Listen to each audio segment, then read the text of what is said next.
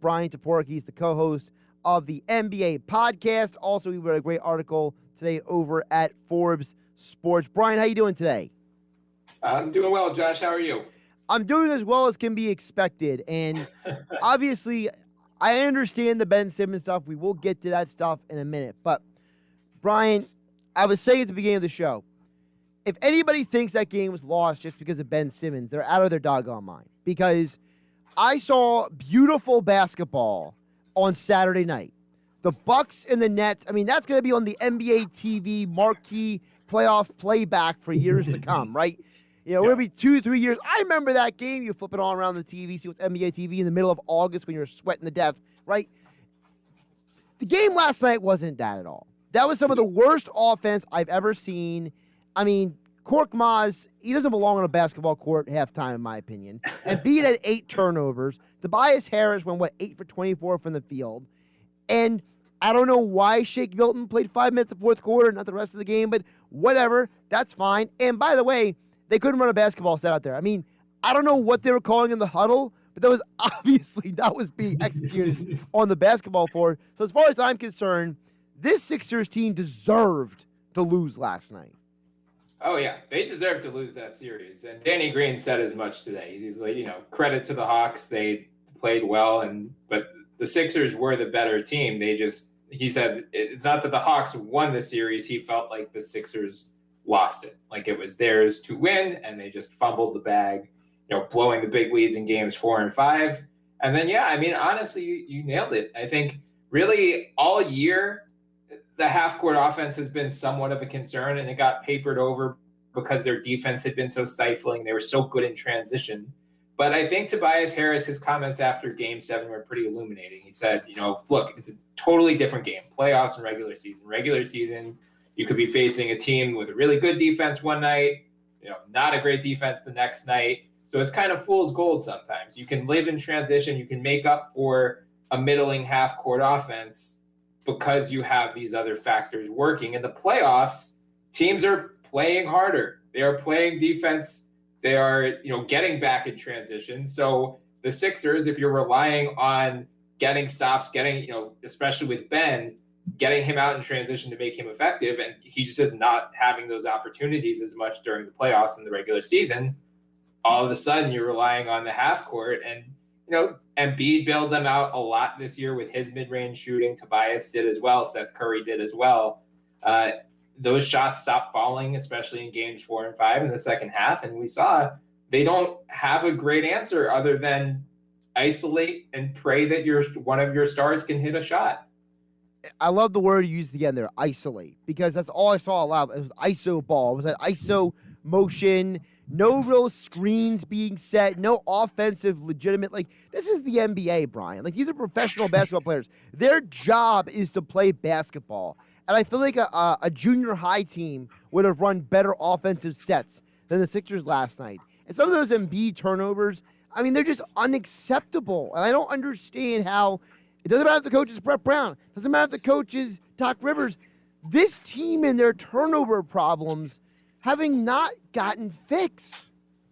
Yeah, I mean, they were just, I think you said it well. It was not just Ben Simmons' fault. It's not just Doc Rivers' fault. It's not just Tobias Harris's fault. It's like everyone deserves some share of the blame. I think Seth Curry played extremely well in that series, and he, signed for a very reasonable $8 million a year for the next 2 years, which is great. They picked on him defensively. That was one of my big concerns coming into the series was, where do you hide Seth Curry? And that was before I knew DeAndre Hunter was out. But as the series progressed, they started really targeting him. Lou Williams did in Game 5. Kevin Huerter did last night as well. Embiid, the guy was playing through a torn meniscus, so I don't want to be too hard on him. I think there are a lot of other bigger reasons that the Sixers lost. But you're right. He wore down toward the end of games, and the turnovers, some of them were especially head-scratching. It felt like, and Doc said this, I think, multiple times throughout the series, that they started playing hero ball. It's like they just stopped trusting their offense and what got them here in the first place. And, today he gives his end of season press conference and he said, we've got to do some self-reflection. And that was one of the first things I asked my coaching staff is, why did we stop trusting what brought us here in the first place? So I think that's going to be an interesting question for them to answer this offseason. Well, the other thing is, Doc, if you were watching the TV, the game, like I was, you hear the audio in the huddle of Doc Rivers telling them what they have to do. He's saying we control the pace by getting the job done on the defensive end and then executing on offense. He says execution pace.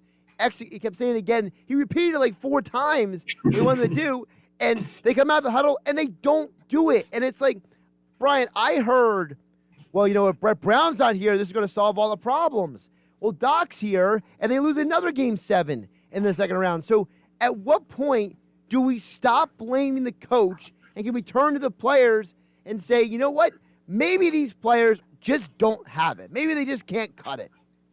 Yeah, I mean, I think we'll get to Ben Simmons shortly. That's a whole separate topic of discussion. But you're right. It's not – I think Brett Brown right now has probably got like the Kermit meme where he's sipping some tea right now. He's feeling pretty good. But look, I think Doc during the regular season was a really good coach for this team. I think culture-wise, he helped turn things around, especially given what happened last year where Embiid was just like checked out for most of the season.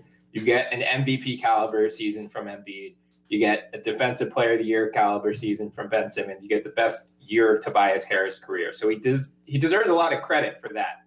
But the big concern about Doc Rivers, as soon as they hired him, coming off of that Clippers collapse and given his recent history in the playoffs, I should say, it was like, what about his rotations? Is he going to stick with things that don't work for too long? Is he going to be willing to adjust? For the Wizards series and for the first 3 games of this series, I thought he did a really good job of quieting some of those concerns. But as this series went on, he started to slip back into old habits. And especially, I mean, he went 10 deep in Game 7. Like you mentioned the Nets-Bucks Game 7 where Kevin Durant is playing, doesn't come off the court.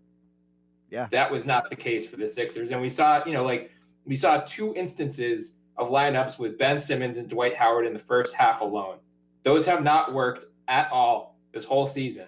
There is no reason that those guys should be playing together in a win-or-go-home game. But, it's part personnel. They just didn't have another reliable center option to turn to.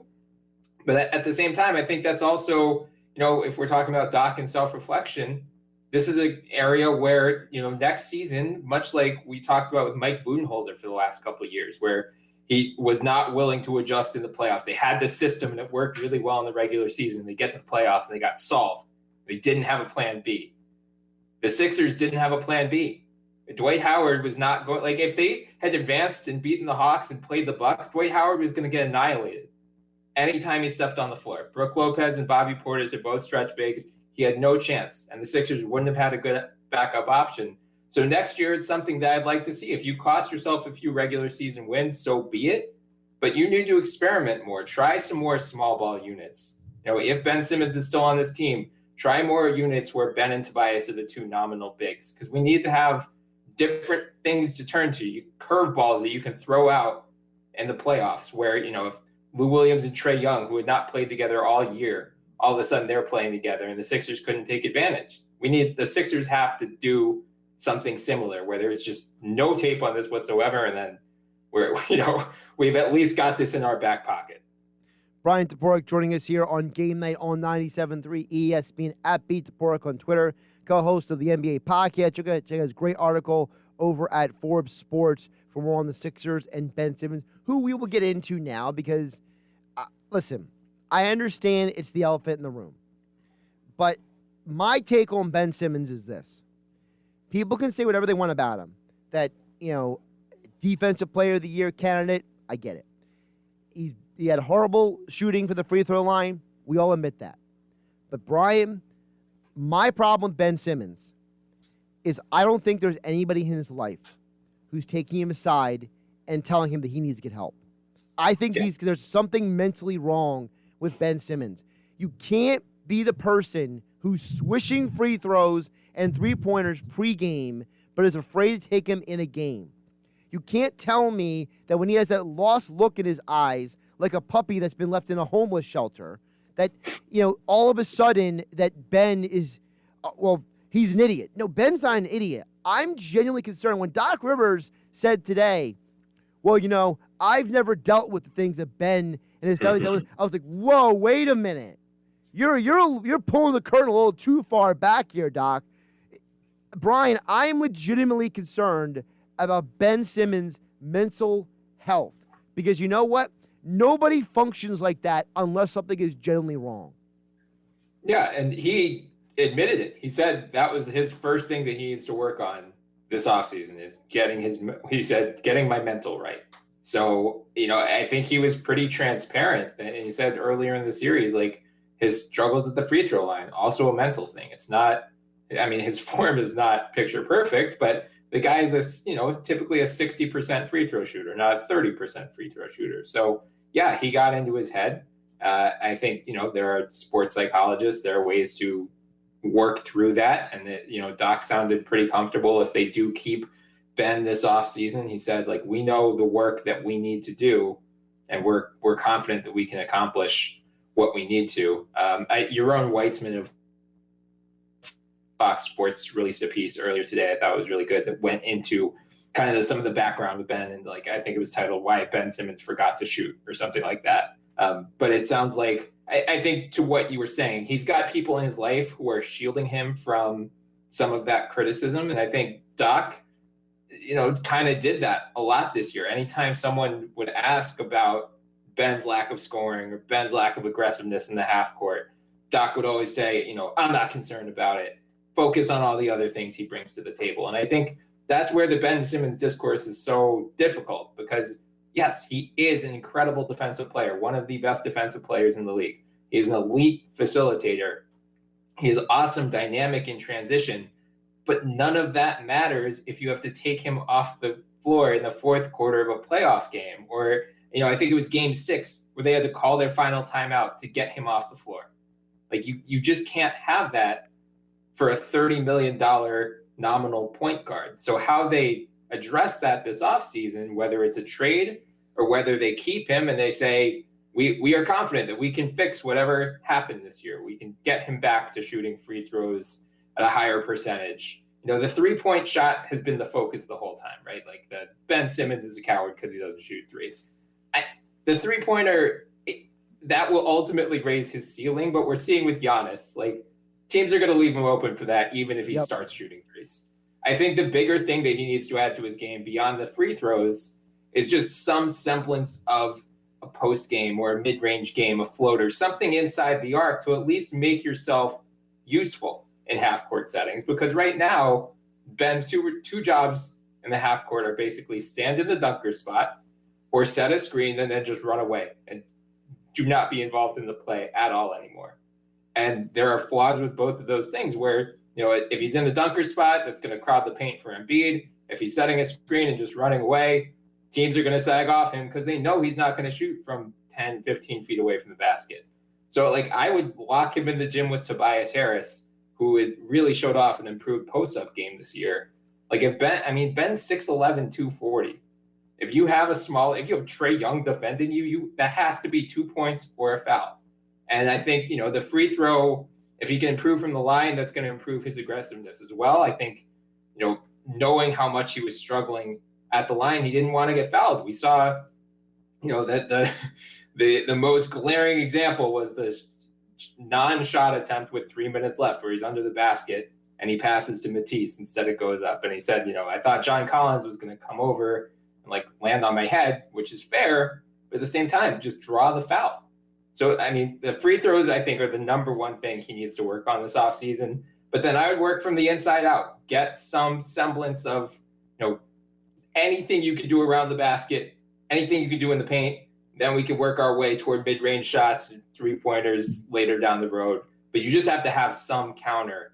And what's weird is that during the regular season, we did start to see it. He was showing off a little bit of a hook shot with both hands. That just went away in the playoffs. And it felt like, he was I'm not in Ben Simmons' head. I don't want to, say that I know exactly what was going on, but it felt like he was just afraid of failure, which, is understandable. But at the same time, it led to a situation where if you're not willing to go up for a dunk when you're under the basket, that's so much more embarrassing than missing airballing 53 pointers in a row. My question, though, is everything you said, but can any of that be solved here? Like, it is, to me, I just don't know if Philadelphia is the place for him to fix it. I just don't know if he's fixable here. And that's the concern. It's like the Carson Wentz thing with the Eagles. Like, is Carson Wentz fixable here, or does he need a fresh start somewhere else? And there's a big part of me that says Ben just doesn't need to be here. Like, go find somebody else. And you might not be able to get a star player for him. I understand. I've heard multiple people cover the NBA today on all different platforms here as well as others say, hey, man, you might not get a lot in a trade for him, but that might be the sacrifice you have to make to eventually win a championship. You might have to treat him and say, listen, we just need to move on. Mm-hmm. Yeah, I mean, the days of him being the centerpiece of a James Harden trade or a Damian Lillard trade, Bradley Beal trade, out the window completely. I saw John Hollinger of The Athletic mention Zach LaVine as a potential target. If Zach LaVine's on the board, you call it in right away. Like that, right. I think that is even shooting high at this point, given the struggles that he had in the playoffs. I think ultimately this has shown in the last few years, if this was just an isolated incident, it would be one thing. But now we've seen Boston in 2018, Toronto in 2019, and this series. The same things keep happening over and over again as you get deeper into the playoffs. So you have to ask yourself, can he develop this mid-range game, this post game, the free throw shooting? Can he get to a point where he's usable offensively on the timeline that we need? And I think he can eventually, but Joel Embiid's in his prime right now. You don't know how long that's going to last. You're effectively in your win now window. So can you continue to wait? You waited 4 years at this point for Ben Simmons to show, some progression on offense. And I don't think he has to the extent that he needs to. So, yeah, I think, it's going to be very reasonable for the Sixers to at least explore trades for him. And that was my piece at Forbes today. It was, at this point, you're not going to get what you consider to be fair value for him. But it's, it might just be for the best for both parties to move on and, find a piece that fits better next to Embiid and next to the rest of the team. And then if Ben goes on, if they do this Ben Simmons, CJ McCollum swap, and he goes to Portland and turns into the, a Draymond Green 2.0, so be it. You can't concern yourself with that. You can't concern yourself with winning the trade. You're not going to win this trade. You're going to lose this trade most likely. But if you can find a piece that fits better next to Embiid and, you're not going to get to the second round of the playoffs and the predominant storyline is going to be, is Ben Simmons going to show up? I think that just might be better for the Sixers as well. Absolutely. And it's not one and the same. I remember when Shaq was traded to the Miami Heat and the Lakers got Caron Butler and Brian Grant and Lamar Odom and a couple of draft picks. People were like, that's all you got? Well, you know what? You might have a similar situation because Lamar Odom did help the Lakers win 2 rings later on. And that Brian Grant contract helped you actually unload money to get other players later on. So you could argue that the trading Ben Simmons might not get you the immediate thing, but it might prepare you to win a championship. And that's kind of where I'm at, Brian. Listen, I don't love Ben Simmons. I don't hate Ben Simmons, but you made the right analogy. He's basically a more athletic Draymond Green at this point. And you know what? If that's all he's ever going to be, then trade him. Move on. Let him go find some other pasture to roam on and get somebody else in here because at the end of the day, if Daryl Morey and Doc Rivers are serious about winning a championship, then you can't come back with this roster next year. Right. Yeah, I completely agree with that because it's not like the Hawks were fully healthy. I mean, the Sixers, Embiid has a torn meniscus, and that limited him. They were missing Danny Green. But the Hawks also didn't have DeAndre Hunter and Cam Reddish. So this very easily, if they had those two guys, this could have been Hawks in 5, Hawks in 6. They were one Shake Milton fourth quarter explosion away from going down 2-0 heading back to Atlanta in game 3. So I think this might be the best thing for the Sixers because if they win this series and they go on to play Milwaukee, I think they were going to get crushed. I think Milwaukee was going to win the Eastern Conference Finals in 5, regardless of which team went through. But now this is going to force more of a day of reckoning where you say, we had game 7 at home against the team we were favored to beat the whole time. as you said, we can't run this thing back. And then Embiid was asked last night, effectively, do you want the same group back? And he just said, that's a tricky question, Right. which is like, tell me you don't want the team running back with it when you don't actually tell me. But, I don't know what the value of Ben Simmons is. I think it's tricky because you're going to want a lead guard back for him. And, presumably whichever team is acquiring him, if they were smart, they'll say, you know what, this Ben Simmons is a point guard, full-time point guard thing. Maybe that isn't the best way to optimize you. Let's make you a playmaking four instead. So I'm looking at teams that have like a glut of guards. So Minnesota, Cleveland with Colin Sexton, Darius Garland, Sacramento with, they're not giving up De'Aaron Fox, but Tyrese Halliburton, Buddy Hield, Charlotte with a Terry Rozier. None of these names are super appealing. Like if you end up doing Ben Simmons for like Colin Sexton, Kevin Love, compared to where we were 6 months ago, where it was like James Harden for Ben Simmons, this sounds much worse in comparison. But as you said, this might be the best thing for the team, and maybe you can turn whatever you get for him into something else later. I do not envy Daryl Morey right now. He's going to speak to the media tomorrow, and I do not envy him, given what he inherited and now what he's looking at this offseason. But I will say this: I think he's done more good than bad in his first year in charge of the team, and this is why you hire an executive like him.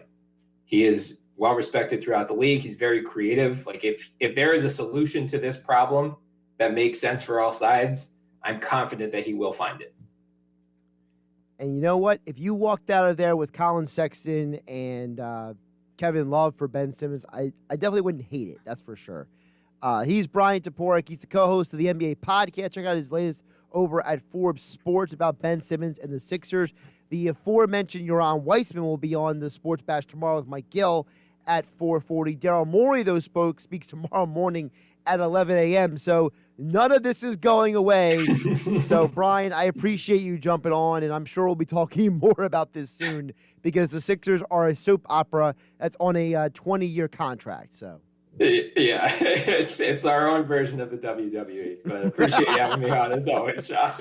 Take care, Brian. He's Bryan Toporek joining us here on Game Night. All right, we got people to get to. I see people commenting on YouTube and Facebook as we are live on the stream. Also, I have a text at 609-403-0973 to get to right here on Game Night with yours truly, Josh Hennig, live at the Matt Black Kia Studios here on 97.3 ESPN FM, the 97.3 ESPN mobile app, powered by First Bank of Sea Isle City.